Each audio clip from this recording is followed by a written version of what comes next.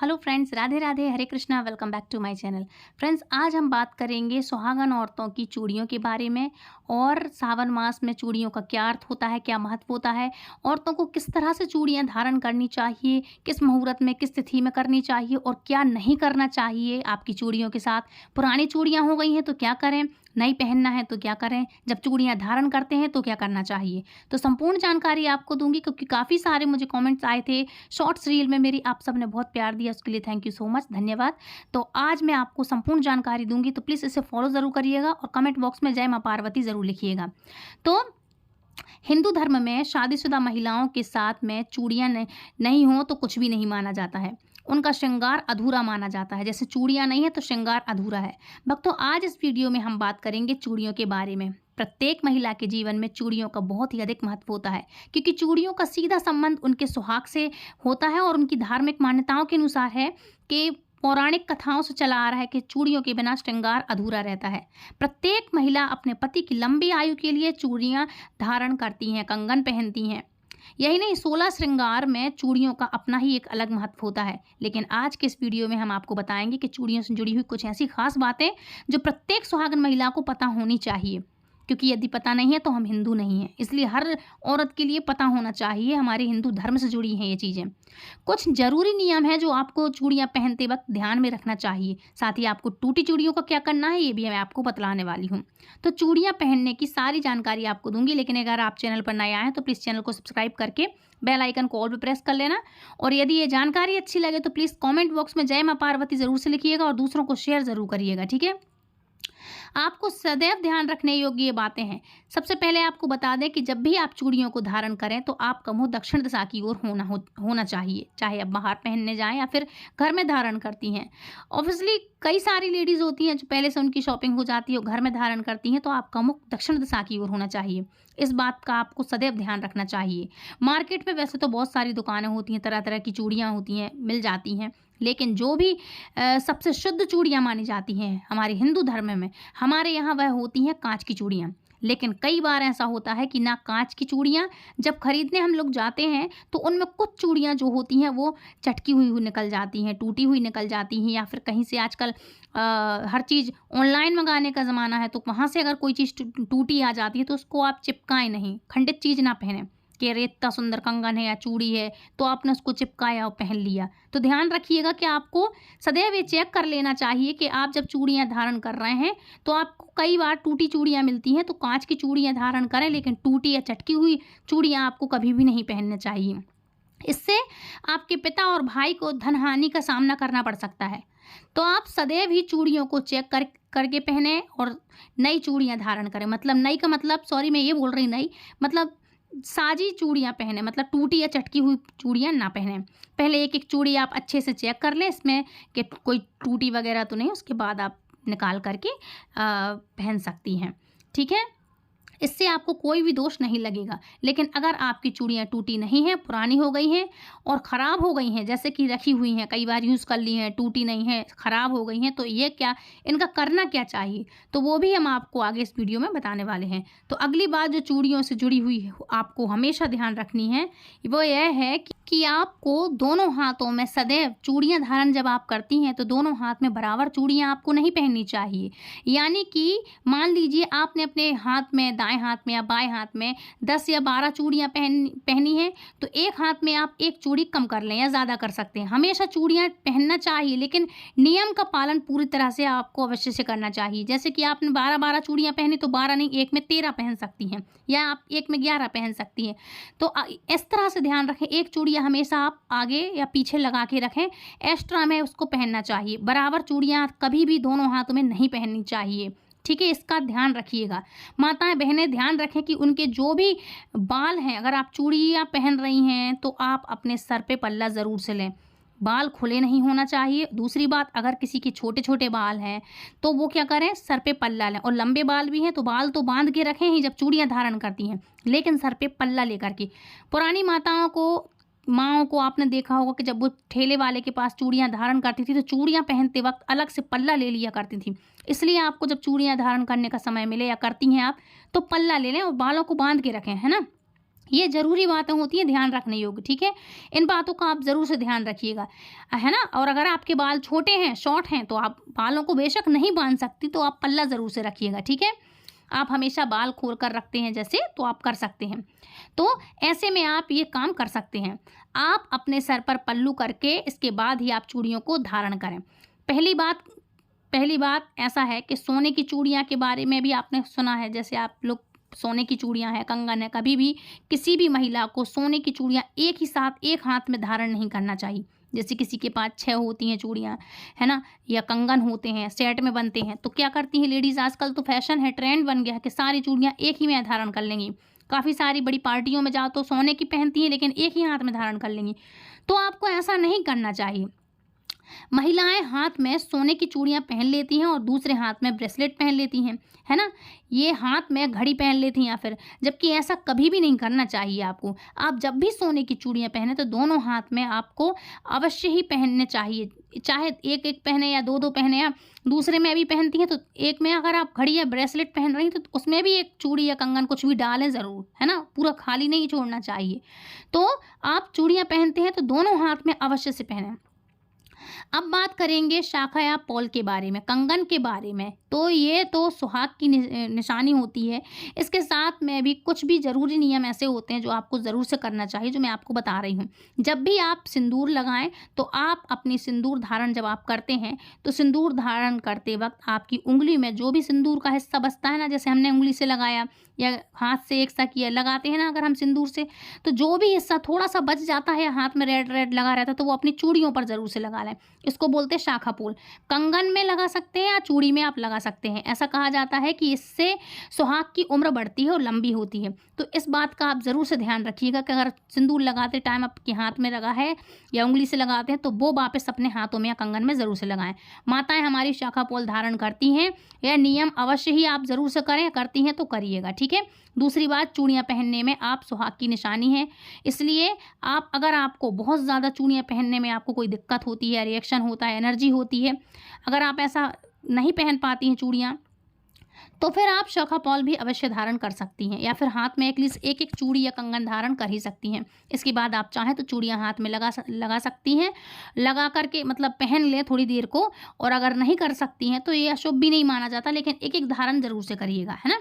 अगली बात मान लीजिएगा, तो अगर आप चाहें तो एक एक शाखा पॉल धारण कर सकती हैं, है ना।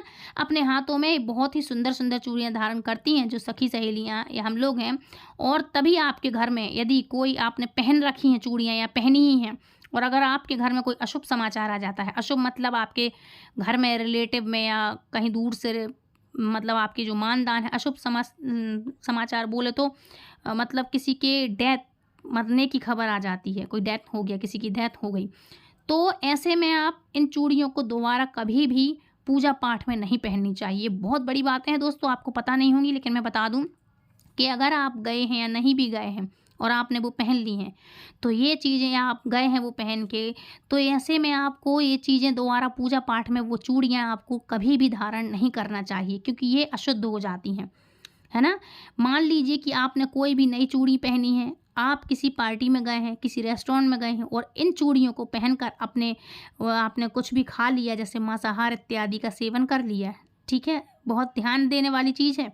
बढ़िया तैयार होके गए हैं, कभी किसी की एनिवर्सरी भी होती है कई लेडीज़ की, मैचिंग की चूड़ियाँ पहन के गई, वही आपने साड़ी चलो धो ली, चूड़ी आपने वही पहन ली पूजा पाठ में या किसी व्रत में या कोई त्यौहार में, अब मांसाहार पहले खाया आपने उन चूड़ियों को पहन के, तो वो चीज़ें हो जाती हैं अशुद्ध। ध्यान रखने वाली बातें हैं। इसलिए मैं बता दूं कि अगर आपने उन चूड़ियों को पहन करके कहीं पार्टी या रेस्टोरेंट में आप गए हैं और आपने मांसाहार इत्यादि आपने कुछ खाया पिया है, तो बहुत से लोग मांसाहार का सेवन भी करती हैं, तो आपने मांसाहार का सेवन किया हुआ है तो इन चूड़ियों को साफ करके दोबारा किसी पूजा पाठ में धारण, या तो आप उनको करें, वैसे कोई धोता नहीं है तो आप इनको ना करें, बेहतर होगा आप दूसरी कोरी चूड़ियाँ पहने। इसलिए कहते हैं ना पूजा पाठ में कोरी चूड़ियाँ पहनो, कोरा सामान पहनो, कोरा निकालो।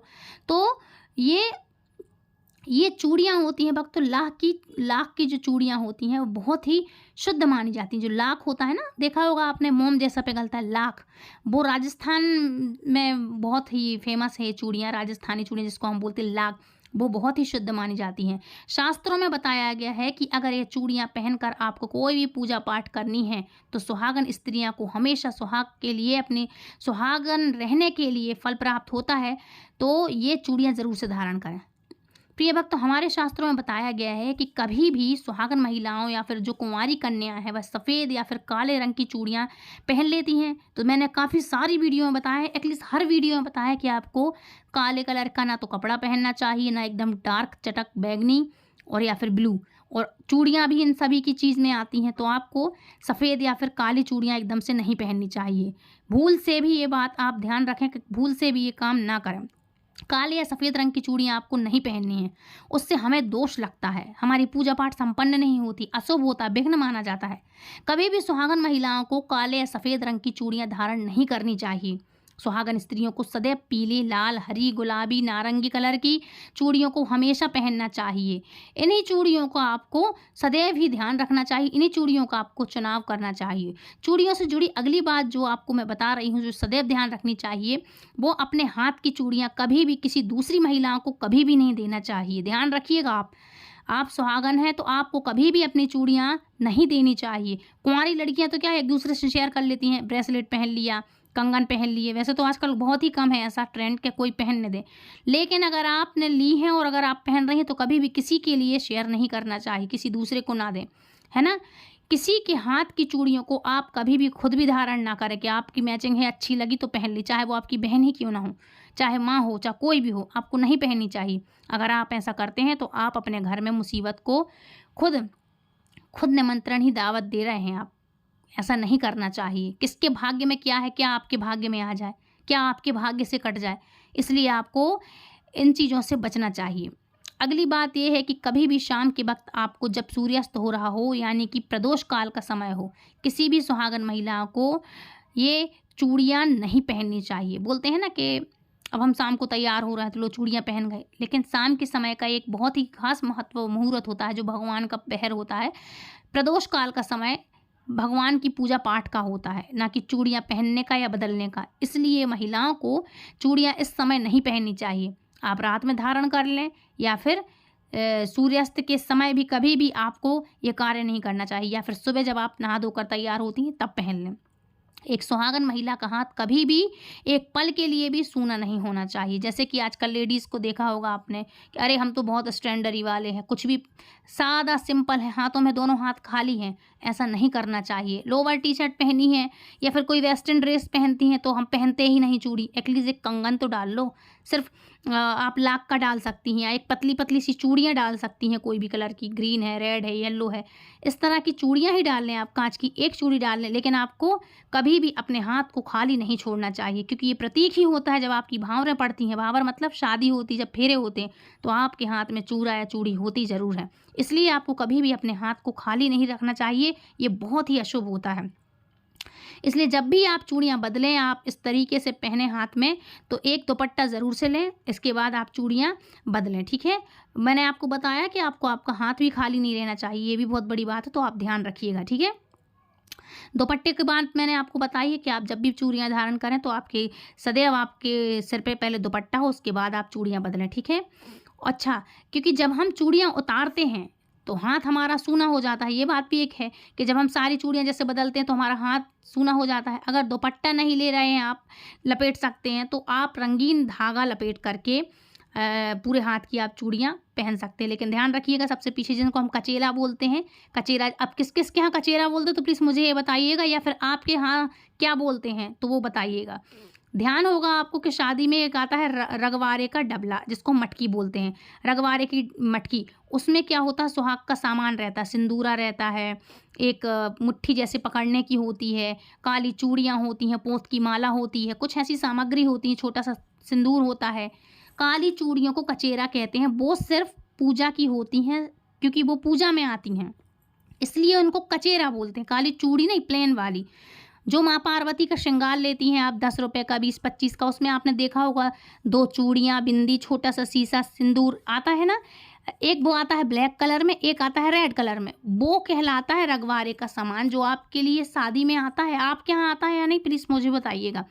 तो वो उस तरह की चूड़ी आप अपने पीछे सबसे पीछे जब हाथ में आप पहनती हैं तो सबसे पहले एक पहन सकती हैं, या एटलीस्ट एक कोई भी नई जो चूड़ी आप पहनती हैं वो पहने ही रहें, हमेशा पहने रहें, हाथ कभी पूरा खाली ना करें, है ना। पूरे हाथ को कभी भी पूरा सूना नहीं छोड़ना चाहिए, और आप अपने हाथ में मौली या धागा, लाल या पीला धागा ज़रूर से बांधे रहें, है ना। अगर धोखे से ऐसा हो जाए तो आपका हाथ खाली नहीं रहेगा, ठीक है।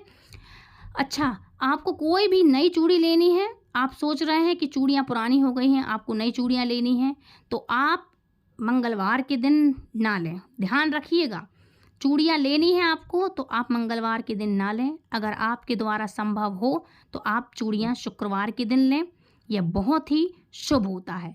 लेकिन मंगलवार के दिन कभी भी चूड़ियाँ आपको खरीदनी नहीं चाहिए।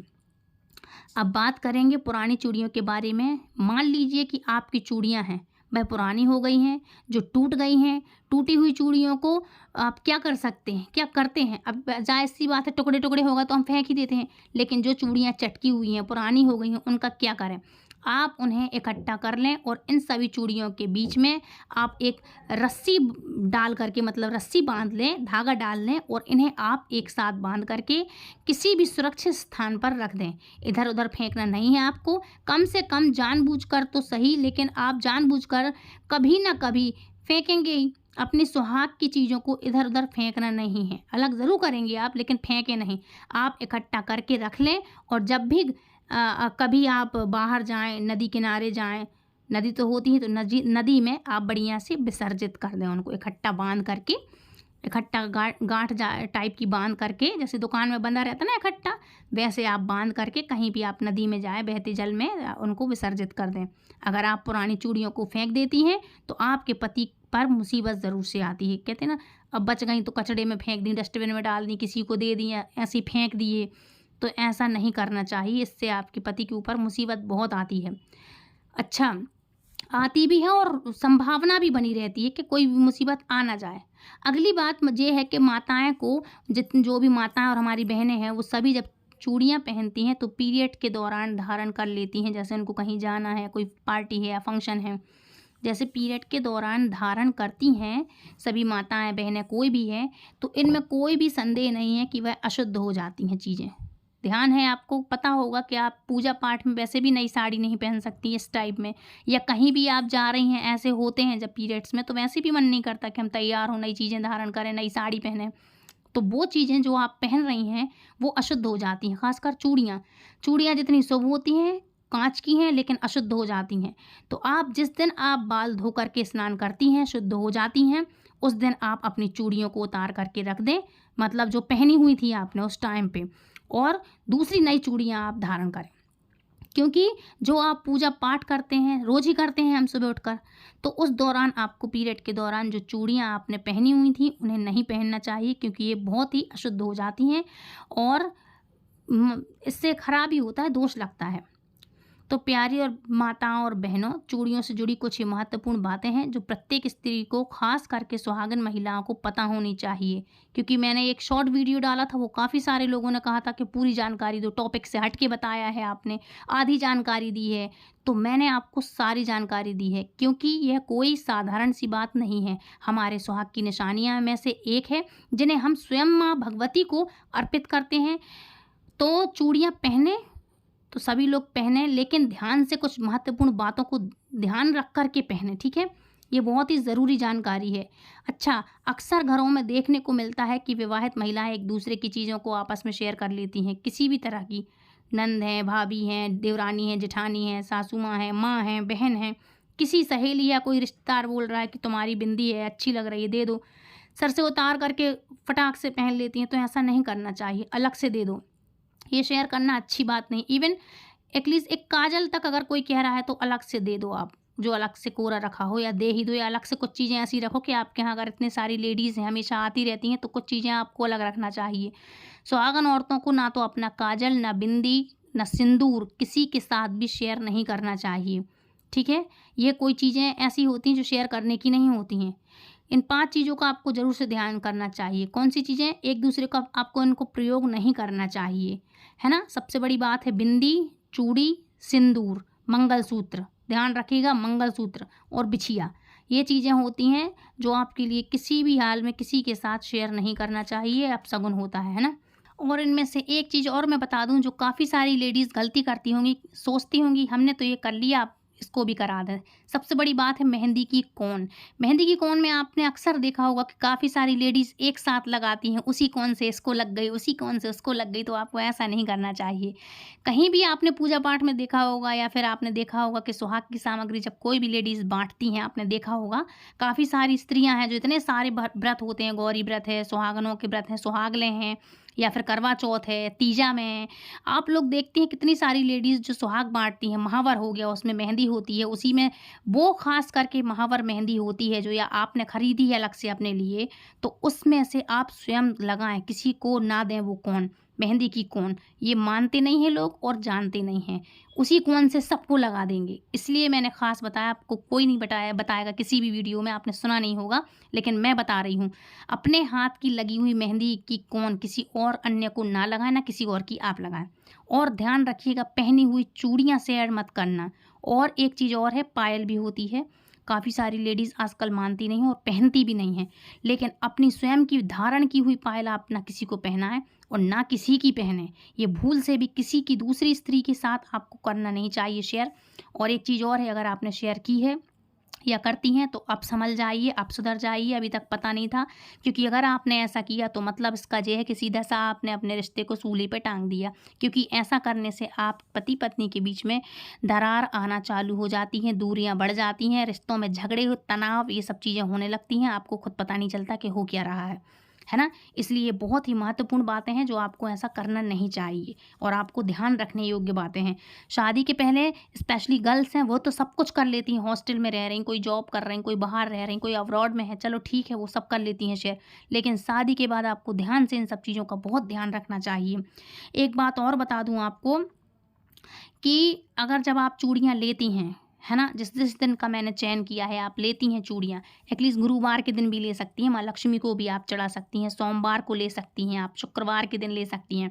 जब भी आप हरी चूड़ियाँ, लाल, पीली जो भी चूड़ियाँ ले रही हैं, ख़ास करके सावन का महीना चल रहा है तो सावन के महीने में देखो शिव परिवार के लिए आप बढ़िया से वस्त्र चढ़ाएँ। वस्त्र का काम क्या होता है, शिव जी को आप धागा चढ़ाएँगे, जिसको हम मौली जैसे बोलते हैं ना, मौली मौली रहती है, उनका वो अलग से आता है धागा वाइट वाला जिनको हम चढ़ाते हैं।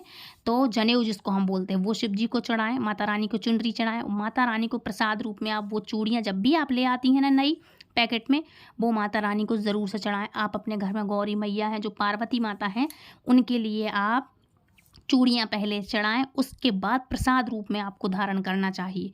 जब भी आप चूड़ियाँ लेकर के आती हैं या आप जिनके भी भक्त हैं, राधा कृष्ण की हैं तो राधा रानी को समर्पित कर दें, शिव जी की हैं तो शिव जी के लिए माँ है उनकी, मतलब हमारी तो माँ है, माता गौरी पार्वती, उनके लिए पहले आप समर्पित कर दें। या फिर आप दुर्गा माँ की, किसी भी माँ की भक्त हैं, काली हैं, दुर्गा हैं, जो भी नाम से आप माता रानी को बुलाते हैं, तो आप उनके लिए अर्पित समर्पित कर दें, उसके बाद आप धारण करें।